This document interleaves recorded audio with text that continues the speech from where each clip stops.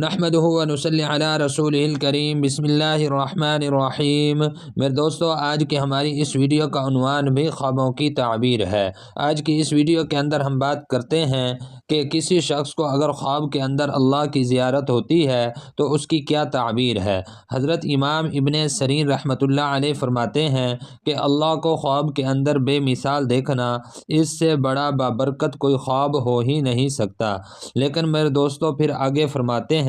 کہ اس خواب کو دیکھنے کے متعلق مختلف صورتیں ہیں، یعنی دیکھنے والا جو ہے اس کی مختلف حالتیں ہیں کہ کوئی بیمار آدمی بھی خواب میں اللہ کی زیارت کرتا ہے، راستہ بھولنے والا خواب کے اندر اللہ کی زیارت کرتا ہے، یا کوئی مظلوم شخص خواب کے اندر اللہ کی زیارت کرتا ہے، یا پھر اس کی دوسری صورت یہ ہے کہ کوئی آدمی اللہ کو خواب کے اندر ناراض دیکھتا ہے تو اس کی تعبیر اور ہے، یا خواب کے اندر اللہ سے باتیں کرتے ہوئے دیکھنا، خواب کے اندر اللہ کا کلام سنتے ہوئے خود کو دیکھنا۔ ایسی مختلف صورتیں انشاءاللہ اور ان کی تعبیریں آج کی اس ویڈیو کے اندر میں آپ کے سامنے رکھوں گا۔ میرے دوستو، یہ آج کی ویڈیو ایسی ہے کہ جس بندے کو کوئی ایسا خواب نہیں بھی آیا تو ان کے لیے سننا بھی باعث برکت ہے۔ تو میرے دوستو، آپ اس ویڈیو کو اینڈ تک ضرور سنیں۔ میرے دوستو، اگر کوئی اور خواب آپ کا ہے اور آپ اس کی تعبیر جاننا چاہتے ہیں تو وہ آپ ہم سے کمنٹس کے ذریعے آپ پوچھ سکتے ہیں۔ حضرت امام ابن سیرین رحمۃ اللہ علیہ فرماتے ہیں کہ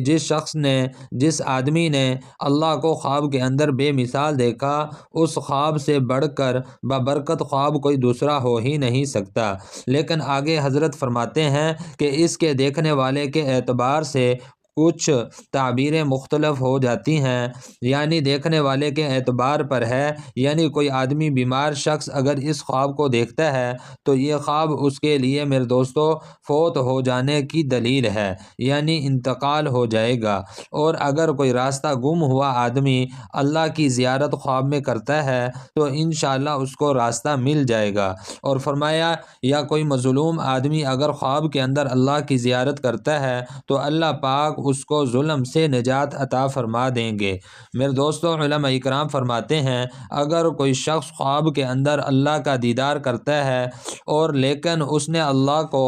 ناراض دیکھا ہے تو اس کی دلیل علماء اکرام یہ فرماتے ہیں کہ خواب دیکھنے والے کے والدین اس سے ناراض ہیں۔ میرے دوستو، ایک حدیث مبارک کے اندر بھی آتا ہے، اس طرف اشارہ ہے کہ باپ کی رضا اللہ کی رضا میں ہے، اس لیے علماء اکرام فرماتے ہیں کہ جو شخص خواب میں اللہ کو ناراض دیکھے تو حقیقتاً اس کے والدین اس سے ناراض ہیں۔ میرے دوستو، پھر علماء اکرام فرماتے ہیں اگر کوئی شخص خواب کے اندر اللہ کا کلام سنتا ہے،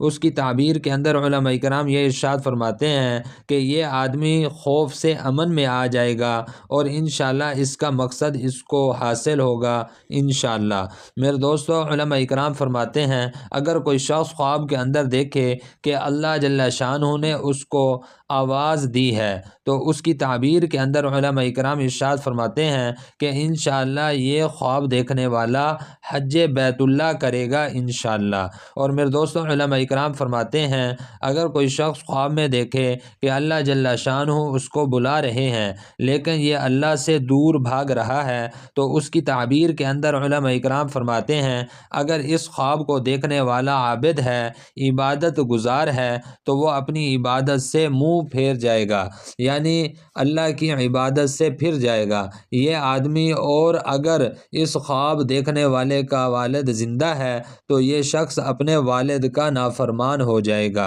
اور میرے دوستوں، علماء اکرام فرماتے ہیں اگر کوئی شخص خواب میں دیکھتا ہے کہ وہ اللہ جل شانہ کے ساتھ ہم کلام ہے اور اس کو اب اتنی طاقت بھی ہے خواب کے اندر کہ وہ اللہ کے سامنے کھڑا ہے، اللہ کو دیکھ رہا ہے، تو اس کی تعبیر کے اندر علماء اکرام فرماتے ہیں اللہ جل شانہ اس کے ساتھ رحمت والا معاملہ فرمائیں گے اور اس پر اپنی نعمت کو انشاءاللہ مکمل فرمائیں گے۔ اور میرے دوستوں، علماء اکرام فرماتے ہیں اگر کوئی شخص خواب کے اندر دیکھتا ہے کہ وہ اللہ جل شانہ کا شکر ادا کر رہا ہے تو اس کی تعبیر کے اندر علماء اکرام فرماتے ہیں کہ انشاءاللہ اللہ پاک اس کو